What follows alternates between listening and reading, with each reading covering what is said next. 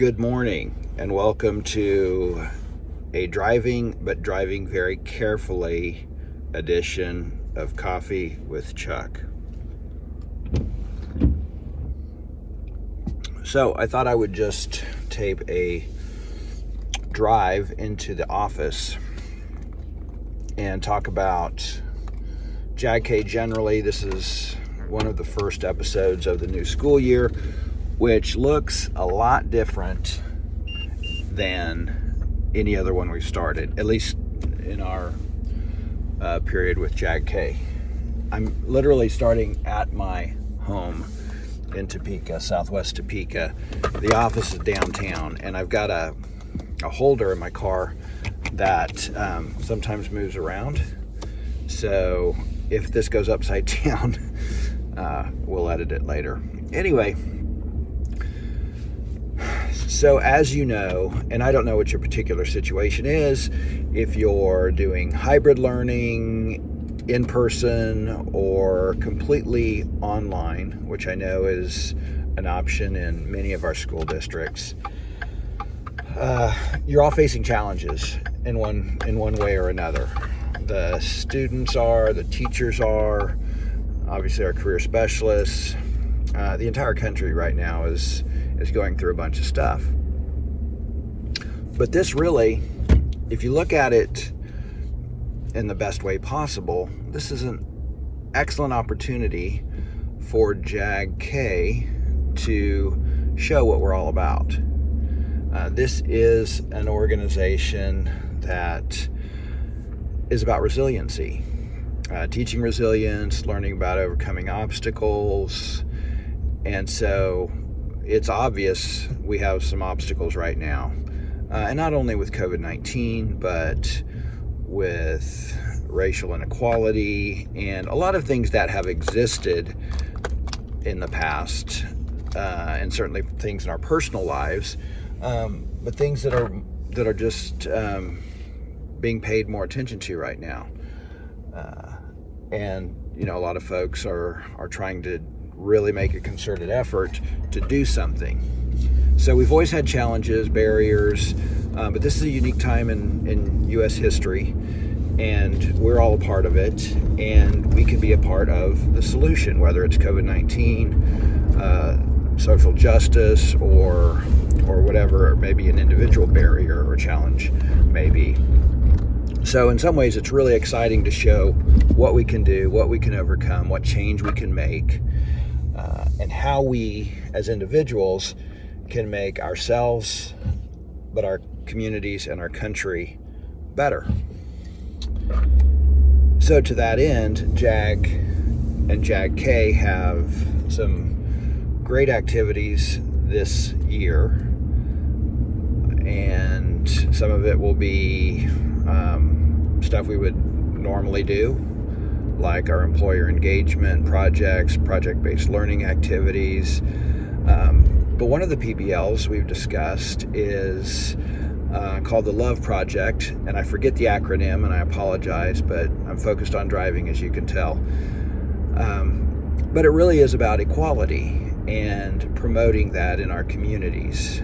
And so, and this isn't like a protest march or something like that, because that's been done. We want to do something that's unique in our community that brings people together. And so your specialist will be talking about it. I don't know if it's later in the year. It really probably depends on your particular learning situation right now. It can be done virtually, but you may choose to do it in person. So again, project-based learning activities should be student-led, because we're all about student choice, student voice. So that's just one thing to keep in mind. We're going to do our regular events this year. The Leadership Development Conference is October 7th. We are still working on what that's going to look like, other than it will be virtual. Our Career Association officers will probably be in person emceeing the event. They've already had some discussions about what they would like to do, theme for this year. And so I'm really excited about our Career Association leadership. The Student Career Association last year did a great job of electing leaders. Krishayla Adams is our president, and I know is going to do a great job. She's been on the DC trip to the National Student Leadership Academy, and so we're going to make the best of a challenging year with our state career association. We also have 8 great career association presidents at the regional level. I know we have 4 regions this year, but we have a transition year where we still have 8 presidents, and so that's going to be fun. The NSLA in Washington has been canceled, so there's nothing we can do about that other than figure out what kind of new opportunity we can create for the students that qualified for the NSLA, and we are looking at options. My concern is with continued unrest in big cities like Washington, D.C., even if we could take students to D.C., December is probably going to be a difficult time to do it. So it may be an alternate trip. It may be something we do in Kansas. We may try to take more people next year, including this current NSLA team, but do know that we're working on that. The good news is our state CDC in April will be the qualifier for next year's National Student Leadership Academy event, and by that time we should know how to deal with the pandemic. May or may not be a vaccine, but hopefully it will have run its course, and we'll be in a much better position to have in-person events. That's the hope, and that's what we're planning for. But we will also have a contingency if that doesn't work out. If you learn nothing else at JAG-K, it's to be flexible and adapt to your circumstances. So anyway, NSLA's in the spring, sandwiched in between the Leadership Development Conference in October and the State Career Development Conference in April will be JAG-K Day at the Capitol, and I believe that's in February. I forget the date, but obviously we'll get that to you. And then we'll have regional career development conferences in March. Sometime this fall, you'll have your initiation and installation ceremonies. They may be virtual this year. It just depends. We're also allowing people to go a little bit later if there is an opportunity to do those events in person. But that's going to be up to students with guidance from your career specialist.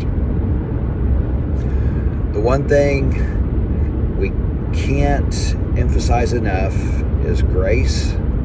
Having grace for your career specialists, for your school administrators, and for the adults having grace with the students.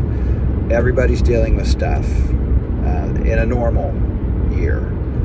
We're all dealing with more stuff during this time, and so grace is absolutely something that we need to show for our fellow humans. The other thing is flexibility. As I said earlier, we need to be able to adapt to changing circumstances. And we can be leaders in our schools by showing that grace and flexibility. Represent JAG-K proudly, but also represent yourself really well. It's part of who we are as an organization and part of who you are as an individual, as a member of JAG-K. So, as I continue to drive to work, the things I'm thinking about this year are the things we think about every year. And none of those things are going to they'll be impacted, but they're not going to change because of COVID-19, distance learning, whatever the challenge may be. Student success, graduation rate. We want you all to graduate. And academics may not be a challenge for many of you, But for many of you, academics may be the challenge. So we're going to make sure we're continuing to do academic remediation, whether it is supported through Zoom, Teams, whatever the platform is. We're still going to continue to support you and your other classes as best we can. We are going to talk about careers, do a lot of career exploration. If we can't do it in person, and maybe even if we can, we're going to bring in speakers virtually and talk about their career paths and maybe some of the failures they had and how they overcame those failures to become the successful people they are right now. I'm really excited about our Leadership Development Conference because leadership development is also an important part of the JAG program and the JAG model. We're going to have, if they're not in person, we're going to have people nobody will be in person, but they'll either be live via video or they will have sent us taped video messages. And we don't know yet, we haven't confirmed who's going to be able to do that, but we've got some really cool people that may send some videos. And so I'm looking forward to hearing from them, their thoughts on leadership, and hopefully some advice that they can give all of us on how we can become better leaders or be better leaders. And remember, right now, you all are leaders. You may just be at a beginning stage of your leadership journey. So I know I've rambled, and this isn't great video, just watching me drive and talk, and it's really what we try not to do in JAG-K. So for those of you who are new to JAG-K, whether you're a 7th grader in a middle school program, a freshman in a high school program, or a senior that just came to the program, please know that you will not be forced to watch many videos like this, and hopefully you won't feel like you were forced to watch this. But because I can't get out into the classrooms, I try to do these messages that we call Coffee with Chuck at least every other week, and sometimes they'll be a couple of minutes, sometimes they'll be longer if we're at an event or maybe we're doing an interview with someone. I mean, we've done Coffee with Chuck episodes that have been an hour when we've talked to maybe a meteorologist or an Emmy-winning sportscaster. I am looking forward to, and I don't know that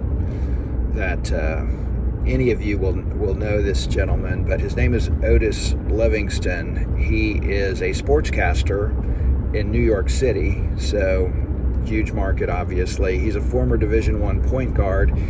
He was actually on the team, the 1988 National Championship KU basketball team as a, he wasn't a freshman, he was a junior college student. Anyway, he's had some ups and downs in his career, but again, he's a sportscaster in top 2 market in the United States. I mean, he interviews all the sports superstars, and I'm looking forward to having him on Coffee with Chuck to talk about his journey. He also, I think, has some thoughts on the current racial environment and what we can do, regardless of our color, to improve that situation. So I'm looking forward to having Otis on at some point. And then we'll have some other really cool speakers this year, people that you do know. But everyone we have on will have some message that should resonate with someone in JAG-K. And that's really, what JAG-K is. Everybody has a different challenge, different barrier, different strengths, and everyone has potential, or you wouldn't be in this program. So we try to do a variety of things because we have so many different types of personalities in our organization, and that's not only students, that's our staff as well. We're a really cool, diverse group of people with different interests and different backgrounds, and so I think that's one of the reasons the JAG-K family is so strong, because while we have a lot of differences, we have one really strong mission, and that is to help our students prepare for successful futures. Have a great week. I look forward to our next visit. Enjoy your coffee.